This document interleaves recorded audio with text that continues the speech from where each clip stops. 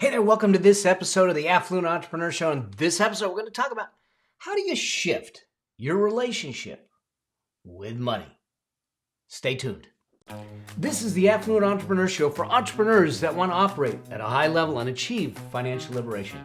I'm your host, Mel Abraham, and I'll be sharing with you what it takes to create success beyond wealth so you can have a richer, more fulfilling lifestyle. In this show, you'll learn how business and money intersect so you can scale your business, scale your money, and scale your life while creating a deeper impact and living with complete freedom. Because that's what it really means to be an affluent entrepreneur.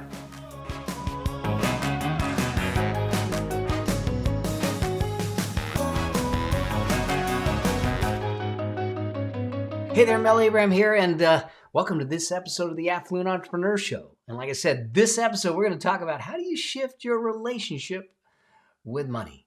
And this is going to be a cool episode because I actually do believe that our connection with money is just like a relationship. And just like any relationship, if it's not nurtured, if it's not given attention to, it can be a problematic relationship. So this episode is a result of me being asked about this whole idea of, would you write an article around the relationship for money for a popular publication? I thought this is a great episode to bring to the show, a great topic to bring to the show. So here we are. We're going to talk about it. I'm going to actually walk you through something I use with my clients in the Affluence Blueprint and my one-on-one clients, which is called the Money Reframe Flow. It's hard to say, but the Money Reframe Flow. And so here's the thing.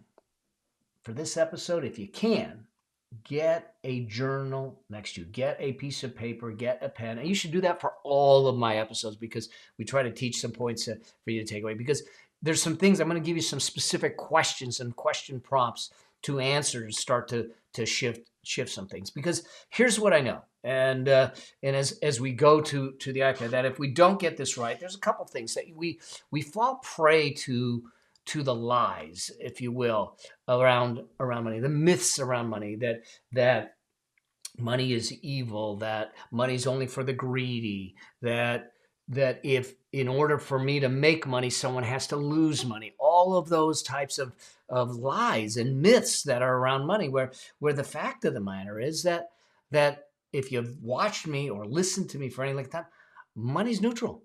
It's just a tool. It's how it's wielded. It's how it's used that creates the positive or negative. It's just like a hammer. It's just like a screwdriver. It's just like any other tool. And so the question is that if we start to believe those myths, if we start to believe those lies, we end up having a bad relationship with money. And then sometimes we have a bad relationship with money because the lies came as a result of observation. See, most of our money education is caught, not taught. Okay, most of our money education is caught, not taught. In other words, they don't teach it in schools. We don't do a whole lot of coursework on it. God forbid we talk about money because it's taboo. We shouldn't be talking about money. How dare we talk about money? And it's really not to be talked about. Well, the fact of the matter is that if money is an issue, money is actually a symptom. And money is a symptom of the fact that we're not having conversations to understand and educate ourselves about how to use the tool effectively. Would I give a tool, a chainsaw, to a child and not instruct them how to use it? In fact, I wouldn't give a chainsaw to a child anyways. But would I give a dangerous tool to someone without the instructions on how to use it? Well, money is no different than a tool. But no one ever wants to talk and have conversations around how to use the tool effectively. And so what we end up doing is we observe, we see our parents fighting about money or talking about money, we hear the media, we see social media, we hear our friends, we see our friends, some people have stuff, some people don't have stuff, we see how they act around it, and we make our own interpretations and we create these myths in our head. In doing that. So if we don't get it right, what ends up happening is that we start to believe the lies as truths, and they're not. The second thing that happens is that we're frozen in fear. We don't understand what we don't understand. We don't know what we don't know, and therefore we don't do anything. See, too often we think and this is one of the lies and one of the myths. They say that all money's complicated, investing's complicated, building wealth is complicated. It's complicated. I'm not good with money. I'm not good with numbers. I'm not a numbers person. All that stuff. So we freeze in fear. Or the other side of it is you took and stepped out. Okay, you stepped out and you made an investment. You tried something and it didn't go your way. You lost money. So now you're afraid to make another mistake, another bad investing decision. I get it. I've been down that road. When I lost 1/3 of my net worth in the Ponzi scheme, over 7 figures, okay? I could have crawled in, and I started to withdraw and say, I'm not good at this. I'm not good at this. And I had to push myself back out there. But it's like falling off a horse. You got to get back on. But before you get back on, we can talk about this. But before you get back on, you got to get aware of what you did wrong. You got to take the lessons from there so you don't duplicate it. So with the Ponzi scheme, I sat down and said, what did I learn? What was my contribution? What was my responsibility? What were the things that came out of it? So I can take those forward with me and know that those will not be duplicated. I don't want to lose money again, which I will, because that's just the way investing goes. Not everything is a home run. But if you use rules, if you use principles like we teach in the Affluence Blueprint, when you use those things, you reduce the likelihood of loss and risk tremendously. But my point is that too often we make a bad decision, or we have a bad experience, and then or we think it's too complicated, or we don't understand it, so we're frozen in fear and we do nothing. The other thing that happens is if our relationship with money isn't correct, that we end up in a situation where we actually cannot see the insidious effects of what it's doing to our life, because it shows up in our life in a lot of different ways. It could be show up as overspending, and that we're doing whatever you want to call it, retail therapy or something. We could be running up our credit cards. We could be bouncing checks. We could be money hoarding. So instead of us overspending, now we're just keeping it. We're not spending it all. We're miserly in what we do, and we're very, very cheap in what we do. We could be using extreme budgeting. So you're budgeting down to the nth degree, and you feel confined and you can't move, and it puts pressure on your relationships. You have the fear of investing. You've got and you don't see it. You don't feel the psychological pulls of keeping up with the Joneses. You don't see the impact and how it shows up in your life. Much like, carbon monoxide poisoning. It's completely invisible. You can't smell it, you can't see it, but it is deadly. And so when we think about the relationship with money and some of these things, we don't believe we have control, and all of a sudden it's showing up as overspending, over budgeting, fear of investing, extreme budgeting, money hoarding, bouncing checks, all those things. And we see what's happening, but we don't realize why it's happening, and the insidious impact of that bad relationship comes to the surface. That's why I say that most people don't have money issues, they have behavior issues. And a lot of those behavior issues are known to them, at least to why those behaviors are in place. And when we can detach those behaviors, the why in those behaviors, we can then shift those behaviors. That's what I want to do here. So here's the other side of that when we do this right, though, things shift. Because we can live on principles. As I said, we can live on principles. When you understand the right money principles, things like what we teach in the Affluence Blueprint, you understand the money principles, the wealth principles, the investing principles, the rules that keep you safe. You can actually be freer to make some decisions because they're principle-based. Now, what are principles? Principles are universal truths. They're fundamental truths that exist. They're not fads. They're not trends. They exist. Another definition, I love this definition for principles, is a system of behaviors. Principles are a system of behaviors, and if we get the right system of behaviors in place for your money, then your money, your wealth, your richness, your affluence, all that stuff is a lot easier, a lot safer, a lot less risky, and a lot more fulfilling. Okay, so you live on principles when you do this right, when we get this relationship right. The other thing that happens is that you take confident action. You're no longer frozen in fear. You literally say, I've got these principles behind me and I'm going to take confident action to do the things that I know I need to do, that I know over time work. And third, you're conscious and intentional. Now, if you listen to me for any length of time, you know that I am not the type of person that's going to sit back and say, hey, you know what? Don't buy that. Now, very few times I do that. I don't tell people what to do, what not to do. All I do is try to make sure that they're intentional, they're conscious, and they're aware of their decisions. As long as they make a financial decision that's intentional, conscious, and aware of the consequences and the rewards of that decision, I'm good. You go ahead and do it. It's not my place to tell you to go buy something or not buy something. That's not what I'm here to do. I'm here to inform you and to educate you so you can make empowered decisions for yourself. I want you to be in control of that and do it. So it's conscious and intentional, and knowing that the decisions you make today create the financial future of tomorrow. This is a lot like planting bamboo. See, I don't know if you know much about bamboo, but bamboo gestates under the ground. You plant the seeds, and it gestates under the ground for years. A couple of years, 2 to 3 years. It's under the ground. You can't see the growth. And then all of a sudden it pokes its stalk through the ground.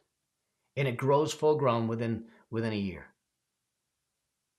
But you had to plant the seeds. This is why they call it a bamboo shoot, because it grows so fast once it pokes through the ground. But you gotta nurture it. You gotta take care of it. You gotta give it the time to gestate under the ground.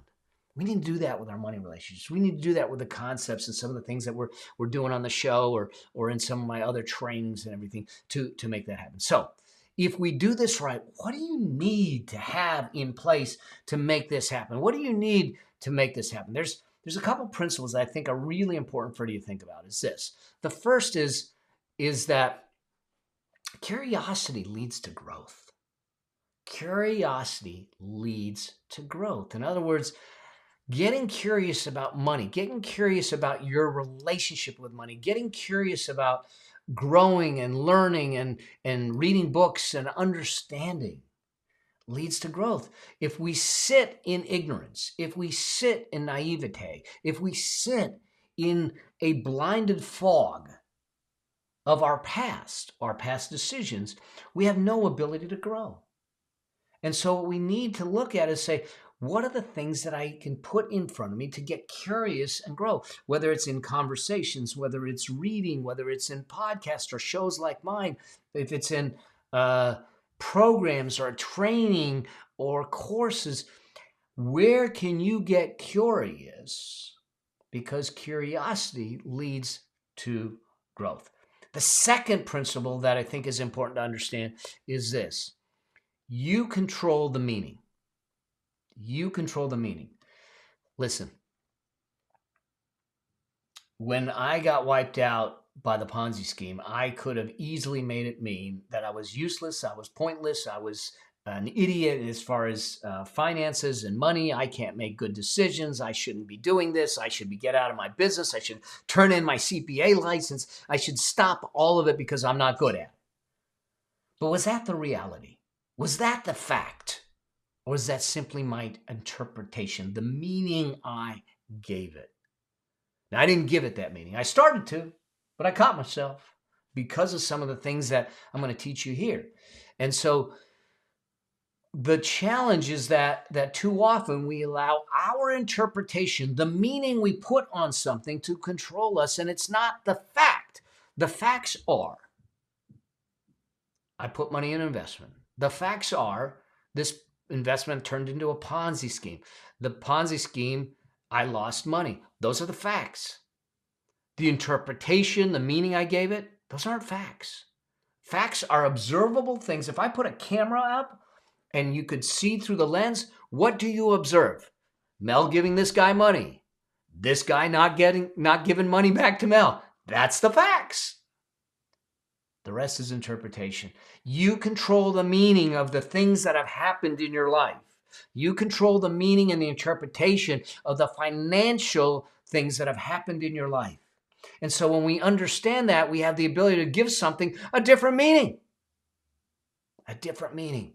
And then the third principle is one of the most important, is that behavior drives wealth. People say, I need to make more money and then I can be wealthy. No, it has nothing to do with how much money you make. In fact, there was a study of 10,000 millionaires. It's published in a book called Everyday Millionaire by Chris Hogan.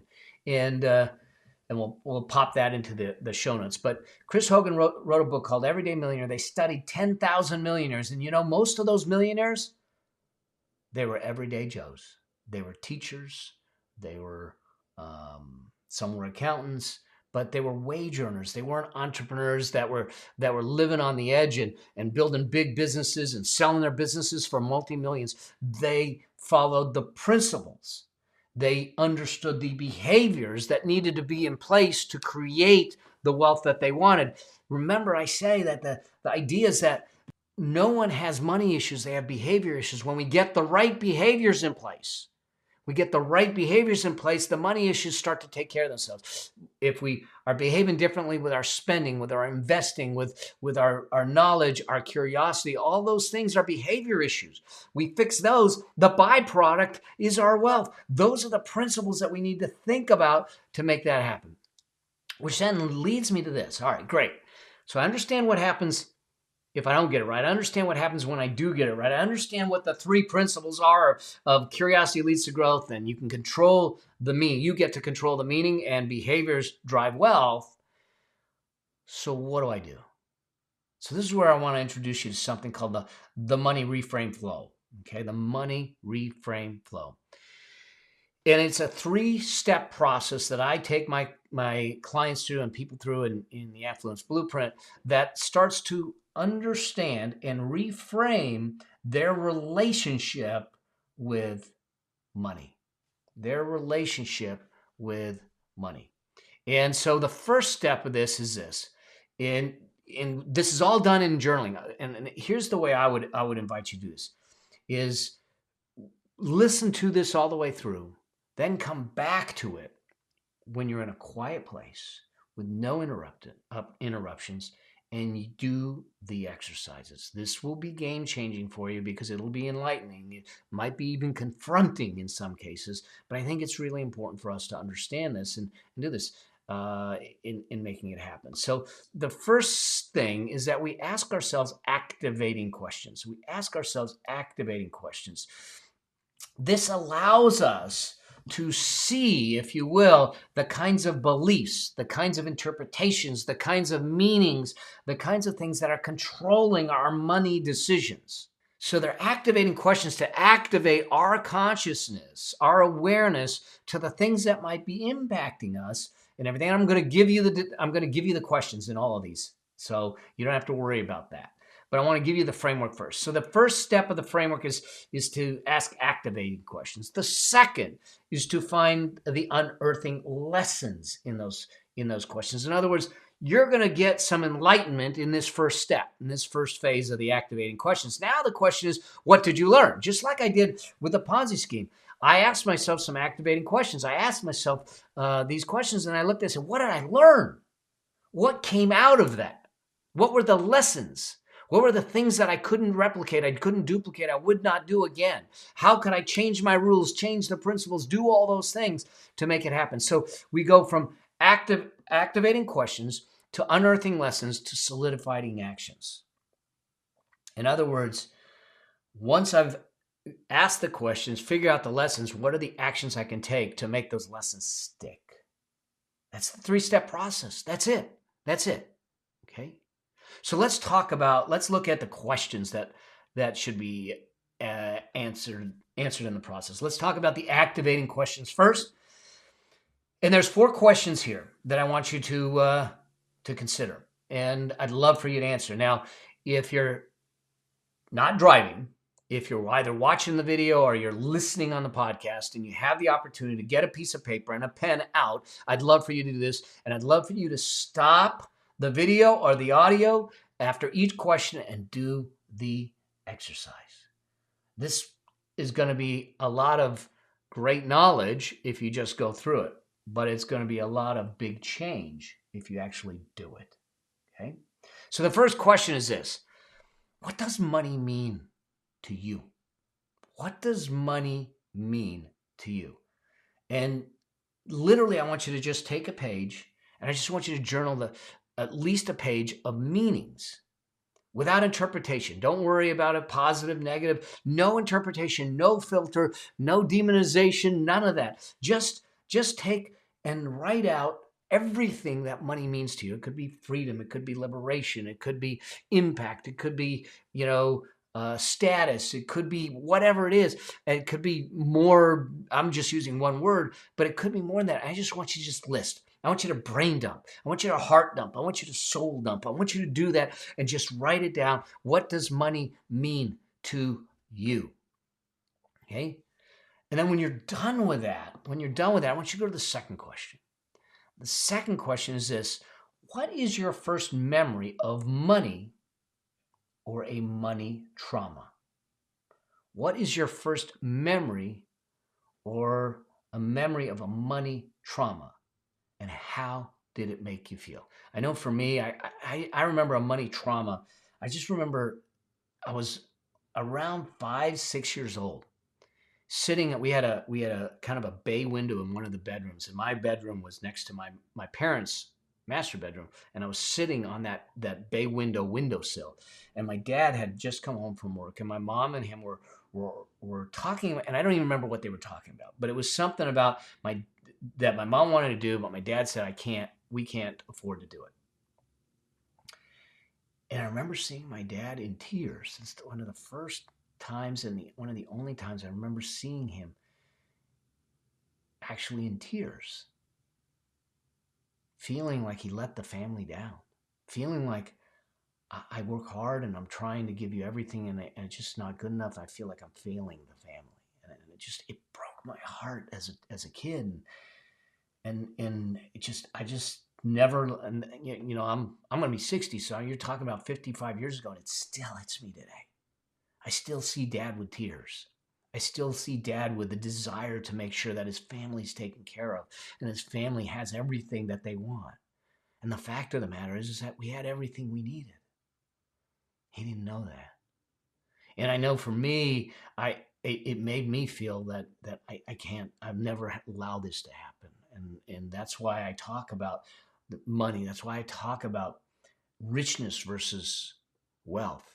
That's why we do these things. So what is it for you? What is it for you? What was your first memory of money? What was your first money trauma? And how did it make you feel? And write that out. Just however, and don't filter it. Don't worry about it. This isn't about judgment. This is about to really activations to get it out of you. Now that gets us to the third question. The third question is, what have been some of your best money wins? Okay. You've had to have money wins. It could be paying off a credit card. It could be getting a raise, negotiating something. It doesn't matter how large or big. I want you to journal in a flow your money wins. What were the money wins that came about? Okay? And so you're going to have a page of wins. You're going to have a page of meanings. You're going to have some memories in there. And then number 4 is that if you were to describe your ideal relationship with money, what would it look and feel like? If you were to describe your ideal relationship with money, what would it look or feel like? Now, I'm hoping that you're doing the exercise with this. If you're just sitting here listening to me, you will not get the benefit of this. This is hugely powerful. It is transformational when you do this, because this process is going to unleash, it's going to unshackle you to your money past. We're going to change the relationship. So when we do this, now all of a sudden you've got these 4 questions that you've got journaled out. And then we go to phase 2. We go to step 2. And step 2 is where we get to look at the unearthing lessons. In other words, now we got to go digging. Now we're the archaeologists and we say, what are the lessons? What can I learn from the past? And so there's 3 questions I need you to answer here. 3 questions relating to your answers of the first 4. And the first question is, what lessons and meanings came from what you wrote down? In other words, I want you to go back to those pages, and I want you to start looking and say, what are the lessons? What are the meanings I gave these things? How did this impact me? What are the things that are there that come at it? So if we look at it from that perspective, okay, what are the meanings that came from it? Then that gives us the second question. The second question is, how would life look 3 to 5 years down the road if you continue to hold this meaning or belief? Okay, so now I want you to look at the meaning or the beliefs that you have on those from the first part of the exercise, and say, what's my life going to be like 3 to 5 years from now if I continue to hold on to these? What's my life going to look like if I continue to hold on to these? Go ahead and stop the video, stop the audio, and work through the questions. This is gonna be transformational, I promise you. Okay. And then when you come back, I want you to go to question number 3. Question number 3 is, what else could this mean instead? In other words, now I want you to flip it. I want you to look at the meaning you gave it and say, what could it mean? What could it mean? That Ponzi scheme, one of the meanings that I gave it, instead of it me being, I'm horrible at investing, is that I'm going to be a rule-based, principle-based investor. It means that I need to adhere to principles and rules to keep myself safe, keep my clients safe, keep my family safe. What else could it mean? What else could it mean? Keep asking that question, not just once, twice, 3 times, 4 times, 5 times. What else could it mean? Because it's as you get down the road to start seeing that it could mean something else. Yeah, I remember hearing a story about a kid, and I don't know if it's true, but a kid who was standing on the side of the road, and as a car was coming by, he threw a rock at the car, and it broke the windshield. And in that moment, the guy was extremely angry. He pulls over his car. He's yelling and screaming at the kid. He's saying, why would you do something like that? And the kid is in tears, and he says, we got in an accident. We're down the embankment. My mom's in the car and she's hurt. It meant something different then. What could it mean instead? What else could it mean instead? Leads us to the last question. The last question is this: if you were to hold this new, more empowering belief, in other words, you've got a new meaning now. If you were to hold this new, more empowering belief, what is possible for you then? Think about that. The beauty of that. So now you understand the meaning. You gave it a new meaning. You understand what that meaning can do for you. And now you look at it and say, what's my life like now with this new belief?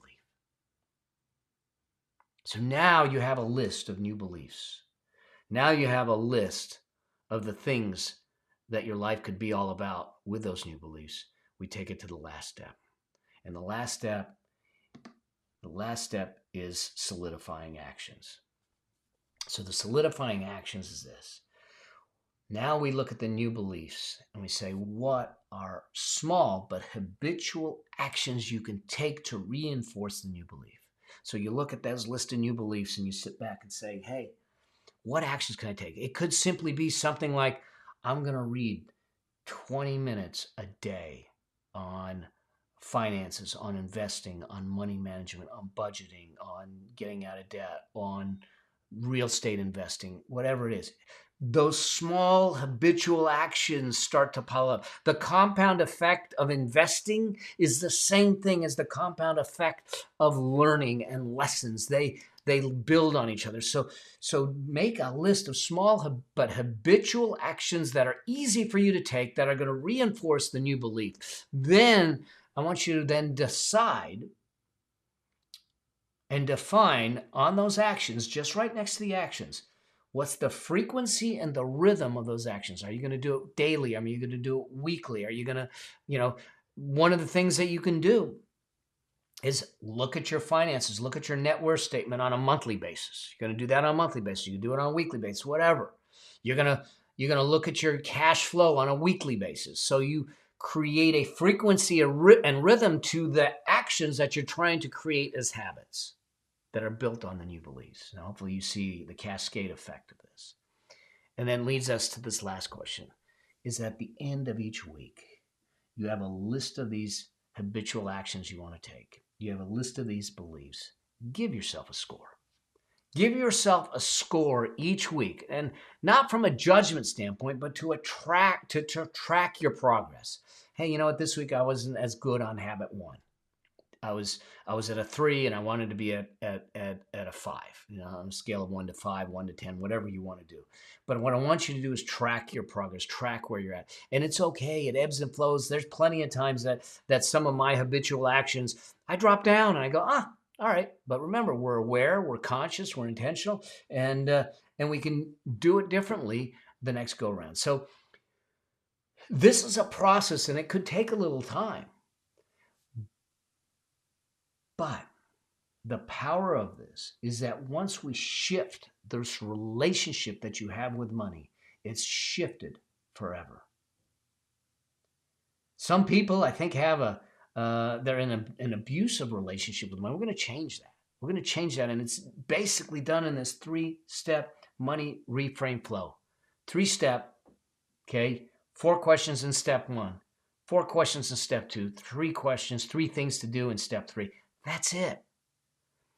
We spend the time, we understand, what our activating questions are. We understand what our unearthed lessons are, and we understand what our solidifying actions are. That's it. So here's what I want you to do. And I know that this may be more work than most of my episodes, but this will shift everything for you. It can be a game changer. So here's what I'd love for you to do, is I'd love for you to take the time to go back through this episode, go through the questions, take and journal it out. Find a quiet spot. Put your favorite music on. Put some headphones on. Do whatever you need to do. I did this. I've done this repeatedly down at the beach because I love the beach, and I'll sit on the rocks and I'll write. Find the place that you can be in flow. Go through the activating questions. Go through the unearthing lessons, and then develop the plan for your solidifying actions. And if you have questions, if you have comments, if you have ahas, revelations, anything that comes to you, I'd love to hear about it. Send me a DM, post about it, tag me in it, do whatever. I'd love to hear about your journey and the shift in your relationship with money, because it will be a game changer forever. And when you change your relationship with money, you change your relationship with money for your kids, for the people around you, because it's contagious. Okay, so do me a favor. Let me know how it all goes for you. I hope that you found this valuable. This is a huge process that we walk through in some of the trainings that we do, and the shift that it's done for people has been tremendous. And now I want it for you. Okay, so keep rocking, keep crushing it, keep doing what you're doing, and remember this: always live a life that outlives you. And I look forward to seeing you in another episode, hearing from you, having a conversation with you, seeing you in the Facebook group or anything like that. But more importantly, I look forward to being on this journey to a new financial destiny. Cheers. Bye. Thank you for being a part of the Affluent Entrepreneur Show with me, your host, Mel Abraham. If you want to achieve financial liberation to create an affluent lifestyle, join the Affluent Entrepreneur Facebook group at melabraham.com/group. And I'll see you there. Cheers. Bye.